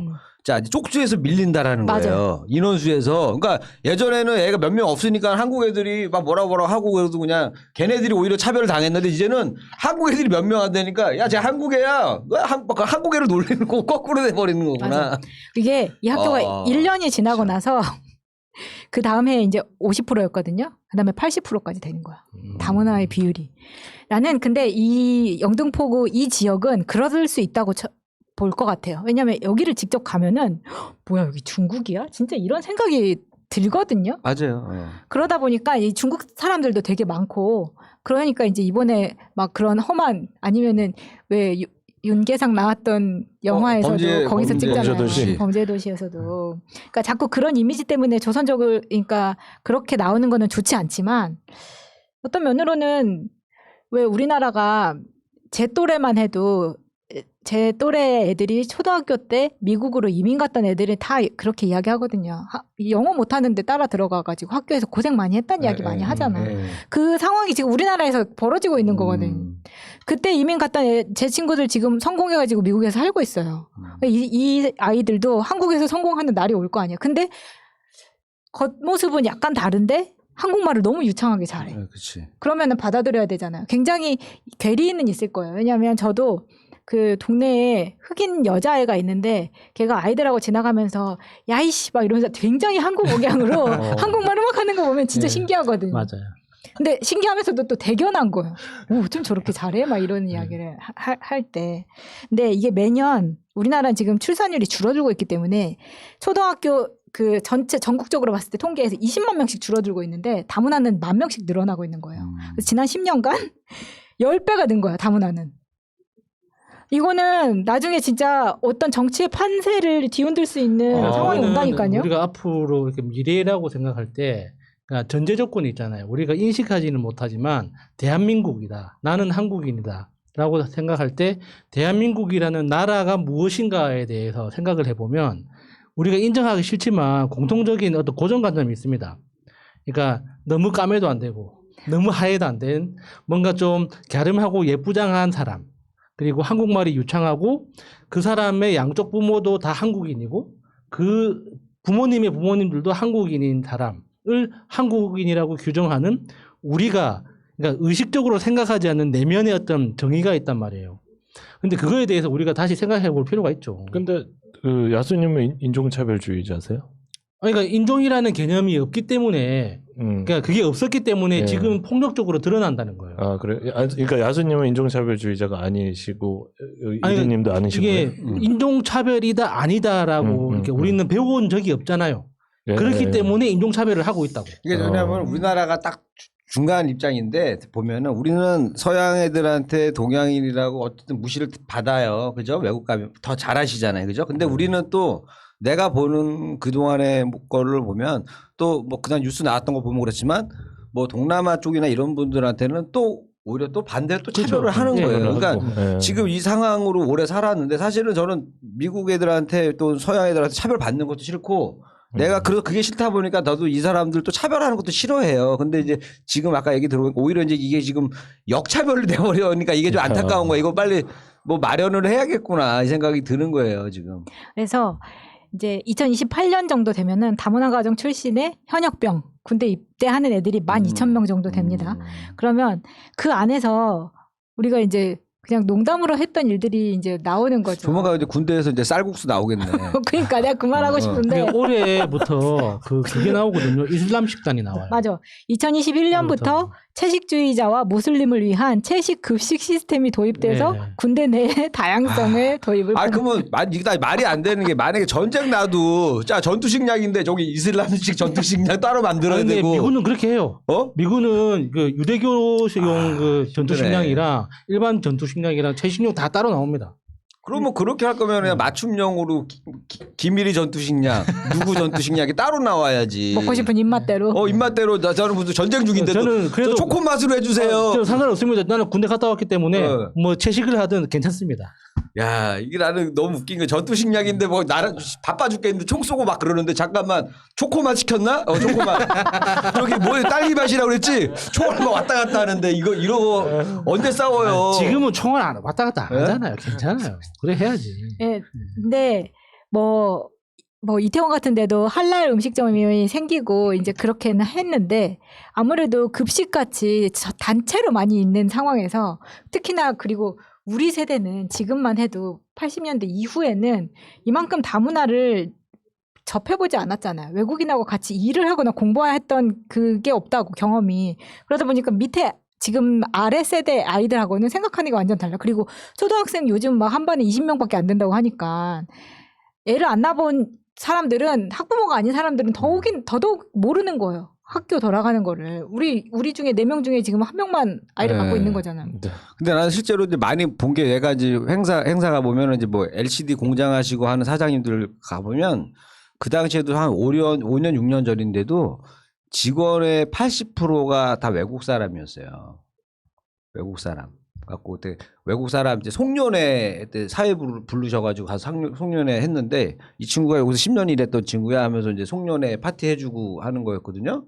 돈 많이 벌고 자기네가 가라 이 얘기 하시더라고요. 우리나라에서 이 정도 했으면 걔네가 날아가면 재벌돼 이렇게 하고서 그 항로 보면서 되게 많이 들어와 있구나. 우리 그 중소기업이나 이런 공장 제조업체에는 엄청 많이 들어와 있어요. 그래서 이 사람들이 다르다고 해서 혐오로 가면은 이제 우리가 위험해지는 거야.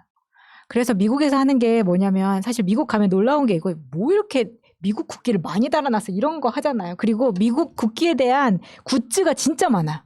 배지도 있고 스티커도 있고 막 많이 나오거든요. 근데 우리나라는 그렇게 안 하잖아요. 태극기로 막 하지 않잖아요. 근데 미국이 그렇게 하는 이유는 이민족의 나라기 때문에 그 사람들이 하나로 막 묶으려면은 이런 마케팅이 필요한 거예요. 그러니까 우리는 트럼프 하나. 같은 사람도 나오고 그런 거를 잘 활용한 거잖아요. 그 사람은 그걸 반대로 쓴 결속, 거지. 백인 결속이잖아. 그 반대로 한 사람이 반대로 했나? 백인 결속 시킨 거 아니었어요? 백인만 결석을 시켰기 때문에 다른 민족들이 이제 분열시키는 분열시켰지. 그걸 만들었는데 우리나라도 이제는 태극기 마케팅도 해야 되고 그러니까 대한민국에 와서 우리가 잘 살게 됐어요. 우리 집안이 잘 살게 됐어요. 우리를 먹여 살려준 대한민국. 그러니까 옛날에 아메리칸 드림 했던 것처럼 우리나라도 막 이렇게 사람들이 다독여주고 좋은 환경에서 내가 이만큼 자랐다라는 거를 해줘야지 그렇지 않으면 이건 지금 역선되는 건 문제다. 시간 문제다라는 생각이 들어서 준비를 해봤습니다. 제 얘기는 여기까지입니다. 네. 네 번째로 그 발표를 하게 될. 입에 단내나게 기다리셨겠어요. 아니 그게 아니라 오랜만에 페이스 좀 떨어진 것 같은데. 오랜만에 네 번째로 해봐가지고 그래서 저기 그 주제가 어떻게 보면 좀 네거티브할 수도 있고 어떻게 보면 파지티브할 수도 있고 그래서 저는 이렇게 반반씩 준비를 해봤는데 제가 얼마 전에 그 또 조카들이 막 팬케이크 먹고 싶다 그래서 저는 이태원에 그 팬케이크 가게를 잘 가요. 그래서 팬케이크를 맛있게 먹고 그 다음에 이렇게 밥을 먹고 나면 이렇게 저희 코스가 있어요. 뒤로 이렇게 해갖고 예쁜 집이 있어요. 이태원에 한남동에 그 대사관부터 시작해서 갑부집 있거든요. 거기 쭉 소화도 시킬 겸 이렇게 돌아서 이렇게 오는데 어디서 많이 본 듯한 골목이 딱 있는 거예요. 봤더니 나경원이 거기서 발표를 했어요. 서울시장 발표. 그 골목이 딱 나오는데 누가 봐도 그 이태원을 가보신 분, 이태원을 잘 알고 그 골목골목까지 저는 좀 많이 어렸을 때부터 좀 많이 다녀서 그런지 모르겠지만 거기 가보면 정말 임대 나는 장사하고 싶다 이게 바로 어저께 붙여놓은 거야. 누가 봐도 A4 하얀색으로 임대 프린트해서 스티커 딱 붙여놓고 거기서 나경원이 그 발표를 하게 그 알리 그 골목 빼놓고 다른 데는 정말 임대 붙여놓은 데는 누래요. 그래서 보증금 얼마에 권리금 조금만 받습니다. 전화번호 다 적혀 있고 정말 임대를 내놓는 사람들 있잖아요. 그런 사람들은 그렇게 내고 그 골목에 이렇게 된 것만 보면 쇼했군. 정말 말 그대로 누가 봐도 쇼다. 진짜 이태원을 가보시면 딱 그렇게 딱 붙여놨어요. 그 알리만. 어쩐지 나경원이 그렇구나. 예. 일단 그래갖고 가만 보면 이렇게 나쁜 걸로 따지다 보면 저는 나경원 같은 누나가 있으면 정말 자랑스러웠을 것 같아요. 보세요. 서울 아니 그 얘기가 아니라 서울대학교 우리 누나가 서울대학교 나왔어. 법대 나왔어. 나는 일가 친척 사돈의 팔촌 중에 판검사 없어요. 저희 집은 없어요. 나만 없는 줄 알았는데. 네, 나는 없어요. 그렇구나. 다 없어. 다 없구나. 나는 우리 누나가 전문 주식 투자가만 3명 있어요. 그래. 우리 누나가 만약에 서울대학교 나와서 법대 나와서 판검사하면 막 자랑하고 다닐 것 같아요. 그리고 막 주호영인가? 그 막 그 뭐 주물른 사람. 주물르고 지랄이야 그 사람은. 꼴보기 싫게. 근데 그 사람이 되게 점잖게 생겼잖아요. 착하게 생겼어. 근데 그 사람도 어떻게 보면 대단한 사람이더만. 그 사람도 법조인 출신이더만.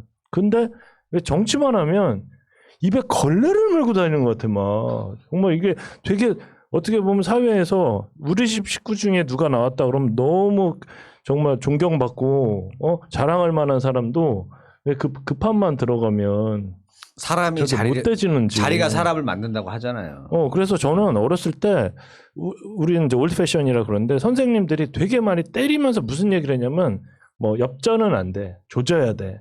저 새끼들은 가만 놔두면 안 되면서 애들을 그렇게 때렸거든요. 풀어주면 안 돼. 근데 정말 대통령이 너무 나는 요즘에 무슨 느낌이 드냐면 대통령이 너무 착한 거 같은 거 있잖아요. 착한 거 정말 옛날 같으면 가만뒀겠어요. 사찰하고 정말 붙이고 그럴 텐데 가만히 민주적으로 하니까 너무 말을 어떻게 그렇게 말을 심하게 해요? 기어 올리지. 와 진짜 요즘에는 정말 저렇게 진짜 가만 안 두고 싶다 이런 생각이 되게 많이 들어서 집사람하고 이런 얘기를 했어요.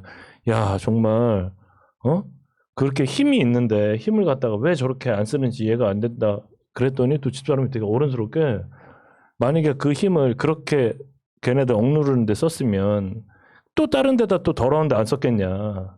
분명 힘을 가져서 그렇게 나쁘게 쓰기 시작하면 근데 뭐 국민들이 이건 다 이제 잘 아니까 막 그런 얘기를 하면서 그냥 나는 나쁜 걸로 따지면 그 정치에 대한 그 혐오 있잖아요. 그 말에 대한 그 막 스트레스 있죠. 나 그런 것들이 너무 많이 생기는 거예요. 그러니까 솔직히 막 그 되게 오신환 이런 사람 보면 잘생겼잖아요. 되게 연극 배우 출신이더라고요. 잘생겼어? 아니 내 느낌에는 각자 취향이 있는 거니까 존중합니다.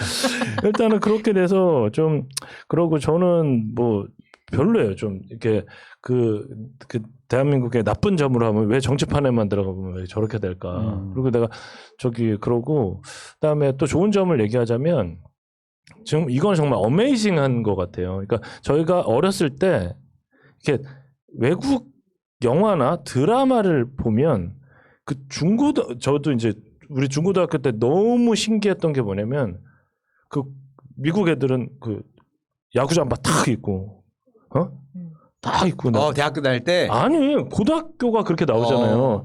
베버리 hills 아이들. 그런 거 보면 이렇게 막 라카를 쓰잖아요. 맞아. 라카를 탁 쓰고 체육 시간은 어떻게 돼? 농구복 쫙 입고 21번. 고등학생이 막 근육이 있어. 40점. 실내 코트가 있어. 그렇게 하고 그다음에 미식축구 같은 거 하고 막 이런 거 보면 너무 대단해 보이는 거예요. 그러면 뭐 지들끼리 막 키스도 하고 막 그러잖아요.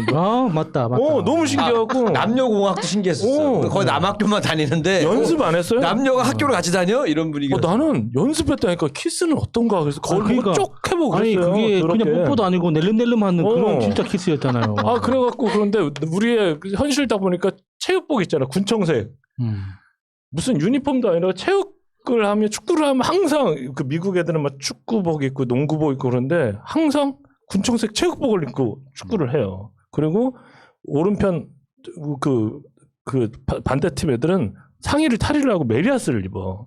그게 이제 우리 체육 시간의 특징이잖아요. 그리고 농구를 하면 똑같이 또 군청색을 입고 또 상대편은 또 탈의를 하고 메리아스 입고 하고 심지어는 줄다리기를 할 때도 반대쪽 메리아스 입고 하고 우리는 그렇게 하고 그런 거 보면서 그런 거에 대한 굉장한 열망이 있었어요. 그래서 우리 반 애가 그 아빠가 이제 의사인데 보스턴에서 한 3년 정도 살다가 오네요. 그래서 걔한테 무슨 말만 하면 물어봐. 야, 미국에서는 이러지 않지. 우리가 SBS도 안 나왔을 때, 야, 미국에는. 라스베가스에서는 상상도 할 수 없는 일입니다. 야, 미국에서는 채널이 50개라며. 뭐가 채널 50개야, 임마 120개야. 그러면 뭐 손이 부들부들 떨리는 채널 막 거야. 3개, 2개 보고 있을 때인데. 맞아. SBS도 없었어요. MBC, KBS1, 뉴스만 하는 방송도 있어. 그걸 왜 봐! 하면서 막 애들이 했을 거 아니에요, 그죠? 그런데 더 웃긴 게 뭐냐면, 야, 성인 방송도 있다. 그러면 미치는 거야. 야, 틀면 그게 나오냐? 나온다는 거야. 그거는 진짜 얼마나 여기 아직도 우리는 아직 다 유료만 있지만 무료로 있나요, 외국은? 아니 거기도 모르지. 유료. 나는 그때. 아니, 거기도 유료 맞아. 예, 막 그렇게 얘기하니까 미국을 가서 보니 별건 아닌데, 근데 막 학창 시절에 얘가 막 미국 얘기하면 야 진짜 막 전격 제트 작전에 키트가 돌아다녀? 돌아다니는 줄 아는 거지 뭘. 어쩔 수 없지. 근데 이제 거기서 또 부러웠던 게 뭐냐면 급식 있잖아요. 네. 급식 탁 해갖고 저기 막 빵 이렇게 있고 막 오렌지 주스 싹 먹으면서 그런 그 야구 잠바 있고 그런 급식 문화를 보니까 우리는 도시락을 싸서 먹잖아요. 근데 그날 내가 도시락을 먹는데 3교시 끝나고 막 퍼먹었어요. 퍼먹었는데 도시락에 반찬을 엄마가 뭘 싸줬냐면 북어를 불려서 우리나라 도시락 그런 미국 영화 이런 거 보다가 우리나라 도시락 김치볶음 막 계란 막 도시락 세 가지고 막 계란 빨갛게 되고 막 이런 거 있잖아요. 그다음에 뭐 저 북어채 뭐 이런 거 하는데 우리 엄마가 그때 북어를 꼬다리 아시죠? 꼬다리 볶음. 꼬다리 비슷하게 북어를 불려서 물에 불려서 이렇게 해갖고 이렇게 볶아가지고 이렇게 싸준 거예요. 북어 조림이라고 해야 되나? 북어 마른 거야. 네. 하고 이렇게 먹었어요. 먹고 나서 그게 좀 가시가 좀 있나 봐. 가시가 있지. 막 먹고 나서 3교시가 딱 끝나고 나서 4교시가 딱 됐을 거 아니에요. 근데 이렇게 된 거예요. 여기 가시가 이렇게 걸린 것 같아. 그래서 그러다가 이렇게 물을 꿀꺽꿀 마셨어요. 물좀 한 대 줘봐. 맞을 것 같다. 물 좀 줘봐. 이렇게 마셨어요. 그러니까 이상하다. 뭐가 있는 것 같아. 그래서 하다 갑자기 이렇게 한 거예요. 한 번씩 선생님 수업 받다가 누구야 더럽게 이런 거에서 그게 아니다. 또 물을 마시고 뭐 들어간 것 같아. 그러니까 하다가 또 왁 한 거예요. 그래서 이 새끼 나와 임마. 머리를 콩콩콩 때린 거야. 그러다가 4교시가 딱 끝나고 점심시간에서 우리를 밥을 먹을 거 아니에요. 그래서 옆에 애한테 친구들한테 야 나 여기 가시 박힌 거다. 봐봐 그랬더니 내 목을 이렇게 보더니 야 가시 없는데 그런 거에서 목 안을 봐 이 새끼. 목 바깥을 보면 어떡해.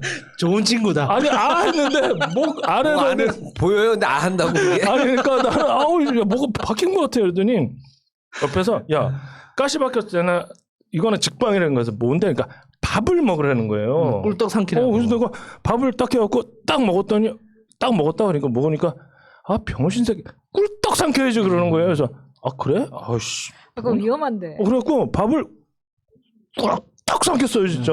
근데 목이 시원한 거예요. 내려간 거 같다. 그러니까 파이면 되잖아. 그랬더니 또 아프네 이렇게 된 거예요. 그러다가 옆에 애가 병신 새끼, 아이고 밥을 김을 싸서 삼켜야지 막 그런 거야. 김을 딱 싸서 이렇게 삼켜야 이렇게 싹 들어간다. 안 흐트러지게. 오케이 좋았어. 뭐 무서워. 그러더니 김을 애들 그때 3분 김 뭐 이런 거 갖고 다니잖아. 사조김 뭐 이런 거 싸가지고 진짜 꽉 먹었어요 진짜.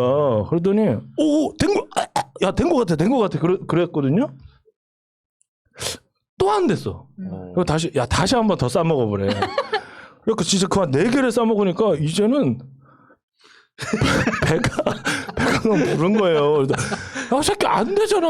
계속 이제 튀어대가다가 옆에서 한 놈이 병신 같은 새끼들. 아이고 야 김치를 싸 먹어야 돼. 김치를 새끼야. 그러는 거예요. 다들 집에서 하는 민간요법이 다 다른 거야 이게. 그래? 그래서 미치겠네. 그래서 김치를 싸서 꿀꺽 먹었어요. 진짜 뭐 이게 미어 터지게 꿀꺽 막 진짜 토가 나올 정도로 꿀꺽 먹었더니 또 지랄이다. 야 잎사귀를 싸 먹어야지 새끼야. 그런 거야. 잎사귀를 싸 먹으면 김치하고 이렇게 내려간다. 불안해. 그렇게 돼갖고 그걸 한 3개 먹었는데 이제는 목이 아프게 배가 불러. 배가 아파갖고 근데 이 이야기에서 정말 신기한 건 이야기했던 메뉴들이 다 있다는 거예요. 아니 무슨 얘기인지 알잖아요. 네, 김이 필요하면 김이 나오고. 아니 꿀이 필요하면 쌈이 나오고. 그러다 보니까 옆에서 야 직방이 하나 있다. 내가 진짜 내가 네 비밀인데 한번 가르쳐줄게. 근데 총각김치를 먹어야 된다. 총각김치. 그 꿀떡 삼키라고 총각김치를 근데 애들 밥을 다 먹었어. 그러니까 옆반에 가갖고 총각김치 있는 사람 그래갖고 총각김치를 몇 개를 먹었어요 진짜. 근데 계속 목이 아픈 거예요. 그러다가 5교시가 딱 돼갖고 이제 국어 시간이 딱 됐는데 옆에서 끙끙 앓고 있으니까 아 저 새끼 저거 또 엄살 부린다고 해서 아니 그게 아니라 저기 목에 가시가 좀 박힌 것 같다고 해서 선생님이 이제 거의 수업 시간이 거의 다 끝나가지고 선생님이 아유 맨밥을 막 꾹꾹 삼켜야지. 그러니까 그거 다 해봤는데요. 그래서 뭐 시금치 그런 거 삼켜봤어? 그러니까 선생님도 똑같은 얘기를 하는 거였더니 다 해봤어? 야 빵 있는 사람 그런 거예요. 반에서 한 72명 되니까 빵을 딱 저 빵 있는데 딱 그런데 땅콩 샌드라고 식빵에다가 안에 이렇게 바른 거예요. 지금도 나오잖아 그거. 그래요? 그래갖고 이걸 딱 갖고 와서 그게 이제 4조각이에요. 2조각 이렇게 붙어 있거든요. 야, 너 이거 먹어봐. 그런 거예요. 그래갖고 이거 빵을 진짜 더 죽을 것 같아. 밥보다 더. 근데 선생님이 이렇게 날 쳐다보고 내가 빵을 까갖고 꿀꺽 삼켰더니 선생님이 나 쳐다보고 우리 반 70명이 다 나만 쳐다보고 있는 거야. 북어까지 이렇게 들어가가지고. 도저히 못 견디겠더라고요. 그래서 그 빵을 다 먹었어요. 내가 보니까 밥을 한 6고기 정도 먹은 것 같아. 그래 빵을 먹고 이거는 아닌 것 같아. 그렇게 내가 이제 병원을 갔더니 병원 가서 가시 박힌 예, 때문에 정말 거짓말 안 하고 딱 이렇게 새끼 손톱만한 가시가 쏙 나온 거예요. 어떻게 뺐어요 그걸? 핀셋으로 이렇게 빼고 그다음에 항생제를 먹은 거지. 아니 핀셋으로 보일 만큼. 예, 그렇게 해서 그거 그게 그래서 그거 달라고 그랬어 내가. 그거 달라서 그 다음날 학교를 가져갔다. 야 이게 내가 어저께 목에 빠한 것도 아니까 애들이 한 40명이 모여서 그걸 보려고 한 거예요. 그러니까 누가 보니까 다이아몬드인 줄 알아. 그 가시가 뭐라고. 그 고등학교 때 되게 웃기잖아. 그 가시가 뭐라고. 야 진짜? 이게 박힌 거야? 막 그렇게 된 거예요. 그러니까 생각해보면 이게 도시락이 뭐라고. 야, 이 굵어서 안 내려간 거죠 이게? 그러니까 딱 박힌 거야 그냥. 그러니까 원래 잔 거 같은 경우는 아까 뭐 밥 먹으면 내려가고 꽁치 이런 거 하는데. 내려가는데 북어까지가 이렇게 된 거라. 우연히 그렇게 된 거죠. 그러고 나서 그다음 막 애들하고 막 괜찮냐? 막 하다가 그때 뭐가 있었냐면 나도 모르게 그 뭐지? 그때 되게 유행했던 게 있었거든요. 람바다 춤을 막 내가 춘 거예요. 람바다 진짜 오랜만에 들어. 람바다 그 당시 뭐가 람바다가 유행했었는데 내가 막 그 있잖아요. 그 람바다 가사를 잘 모르니까 우리끼리 막 말을 막 이거 라라라라라라밤바. 그건 라밤바구나. 우나 콤파레 크라시아 막 이러고. 그래서 저번에 했던 그 중국어 가짜 중국어 같은 느낌인데요. 파리 에펠탑. 그래서 맨날 뭐 파리 뭐 세옹지마 나오잖아요. 뭐 파리 에펠탑 세옹지마 파리 냅둬라. 그래서 우리끼리 맨날 파리를 왜 냅둬? 이거 붙이는 거예요, 막. 파리, 이러니까 오사춘기 좋다고 그렇게 댓글이 달리죠. 파리 에펠탑, 세웅치마 파리 냅둬라. 그래서 우리끼리 하면서 이게 입에 밴 거야. 우리 반 애들이 다. 파리 에펠탑, 세웅치마. 왜 거기 세웅치마가 나오는지 나 이해가 안 돼요. 그래서 막 목에 가시를 빼고 그렇게 내가 좋아해서 람바다 춤을 췄던 그게 이제 기억이 나는데 지금 생각하면 우리가 급식이 있잖아요. 네. 급식이 진짜 잘 나와요. 우리나라가 진짜 어디 학교 밥이요? 학교 밥을 가면 지금 그 정도로 나오는 거 세계 어느 나라도 없어요. 그러니까 만약에 지금 급식을 옛날에 우리 엄마들 다 어렸을 때 마른 반찬하고 그 도시락 못 살까 그 스트레스가 있었잖아요. 그리고 예를 들어서 자율학습을 하거나 아이가 막 고3이면 도시락을 2개씩 싸줬어요. 저는 5개씩 싸갖고. 예, 운동하고 그러면 2개, 3개씩. 그러면 애가 5이면 도시락이 한 20개 이렇게 되는 거예요. 산술적으로 그렇죠. 보면. 근데 지금은 급식이 있으니까 다 페어하게 먹잖아요. 그래서 급식이 있음으로 해서 정말 이렇게 소년 범죄가 되게 많이 줄었대요. 근데 이렇게 밥을 먹던 애들이 유학을 딱 하면 뭐가 대단할 게 있는 것 같잖아요. 그러니까 유학 가서 다 욕을 해요. 그래서 내가 맨날 그러고 너 미국 가서 밥 먹으면 개밥 준다. 정말 개밥 준다. 더 잘 나오지 않아요? 아니에요. 그러니까 그 버거도 무슨 식단이라고 해서 정말 통밀빵에 정말 맛없는 거 있잖아요. 통밀빵에 햄에 치즈에 그 콩이 있잖아요. 거기다가 이제 코카콜라도 안 주니까 다들 이제 그런 거 스포츠 음료나 아니면 그 오렌지 주스 준단 말이에요. 그거 먹으면 진짜 배가 50초면 꺼져요. 정말 50초만 꺼져요, 젊은 뭔가 애들이. 그 영화에 나오는 노예들한테 퍼주는 그런 죽 같은 거. 그 콩 있잖아요, 그. 아니 그 깜빵에서 보면은 범죄자들 잘 먹고 살던데 그러니까 할 거기서 거잖아. 미국 영화에서는 막 보면 잘 나오는데 그래서- 대학교면 더 잘 나올 것 같은데. 아, 전혀 안 그래요. 정말 스파게티 이런 거 보면 그래서 애들한테 내가 항상 하는 얘기가 유학을 가면 네가 최초로 깜짝 놀라는 게 뭐 미국 가면 이럴 것 같다 하는 것 중에 하나가 뭐냐면 집에 책상이 생각보다 없는 집이 많다. 유학을 갔는데 책상이 없는 집이 생각보다 많아요. 책상은 너 트랜스포머라는 영화를 딱 보면 책상은 물건을 올려놓는 곳이지 미국 애들 공부를 잘 안 한다. 그래서 거의 다 식탁에서 공부를 하는 애들이 많고 그 다음에 집에 오면 공부를 거의 안 한다. 그리고 개밥을 먹을 준비가 항상 돼 있어야 된다. 정말 밥이 이렇게 급식이 이렇게 대단하게 나오고 이렇게 질서가 잘 잡히고 이렇게 식단이 이렇게 잘 되고 이렇게 위생적으로 된 데는 정말 급식에 머리카락이 들어가잖아요. 그러면 그거는 어쩔 수 없는 거예요. 그 정도로 엄마들이 와서 그걸 검사를 해요. 엄마들이 돌아가면서 다 배식당번으로 간다고 하더라고요. 엄마들이 와서 네. 물건 씻는 거, 부식 오는 거, 굽는 거, 끓이고 조리는 걸 다 검사를 해요. 그래서 뭐가 오더라도 저 고무장갑만 4개예요. 씻는 거, 뭐 야채 씻는 거, 고기 하는 거 그렇게 돼서 그거에 따라서 쫙 나오기 때문에 우리나라의 그런 급식 시스템과 아까 그 초반에 말씀하셨던 그 행정 시스템 이게 정말 우리나라 최고라고 저는 생각합니다. 특히나 그 식재료 공급하는 이 시스템이 그러니까 우리나라에서 뭐 사회적 기업이나 무슨 뭐 소셜 섹터 이렇게 이야기를 하면 농촌에서도 많이 이루어지고 있잖아요. 그러면은 대부분 뭐 친환경, 뭐 무농약 그럼요. 이렇게 하잖아요. 유기농. 그러니까 그런 제품들을 제일 먼저 구매하려고 하는 곳이 학교 쪽이에요. 완전히 깨끗해요. 네. 완전히 깨끗해서 이제 임직원들도 방학이 된 걸 되게 두려워해요. 그러니까 그런 좋은 재료와 아주 다양한 그 급식을 맨날 거기서도 이제 월급에서 이렇게 급식비가 나가거든요. 식비가. 그러면서 같이 먹다가 방학이 되면 학생이 안 나고 밥을 싸가잖아요. 사발면 같은 거. 그러면 방학이 너무 싫다고 그 얘기를 좀 해서 우리나라의 최고의 급식 시스템. 옛날에 제 목에 그 가시 박혀갖고 그 밥 꿀떡 먹었던 그 생각하고 같이 나서 우리나라는 이게 짱이다라고 생각이 됩니다. 그리고 정말 응원 정말 감사드립니다. 제가 너무 울컥했어요, 진짜. 예, 정말 감사합니다. 댓글이 너무 선풀이 많아가지고. 그러니까 너무 열심히 그 하겠습니다. 댓글 보고 난 화장실 갔잖아. 배 아파가지고. 부담하셨던 분들이 내가 그거 너무 안 달았구나 하면서 이제 뭐 다르신 분들. 저 지금도 막 얼굴이 빨개지는데 정말 울 뻔했어요. 진짜 너무 고마워서. 저를 좋아해 주는 사람이 엄마 빼고 또 있구나. 나 우리 엄마만 나 좋아하는 줄 알았는데 정말 감사합니다. 여러분 정말 열심히 하겠습니다. 네.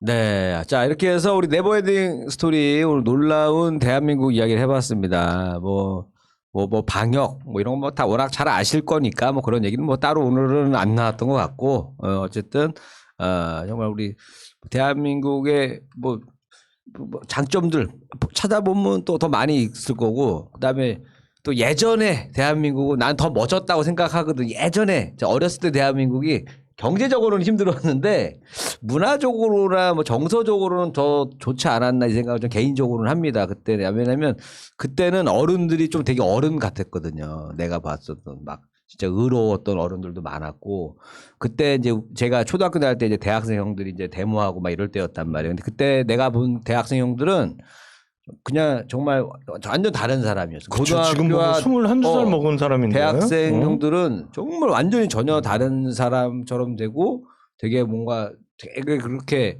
뭐 나라를 위해서 뭐 이렇게 이런 그때는 그런 생각도 없었지만 지금 생각해 보면 근데 요즘에 다시 좀 옛날에 그런 대한민국하고 지금 잘 사는 대한민국이 좀 잘 섞였으면 좋겠다 이 생각을 좀 많이 하는데요. 자, 여러분들도 한번 대한민국에 대해서 한번 생각해보는 그런 시간을 가졌으면 좋겠습니다.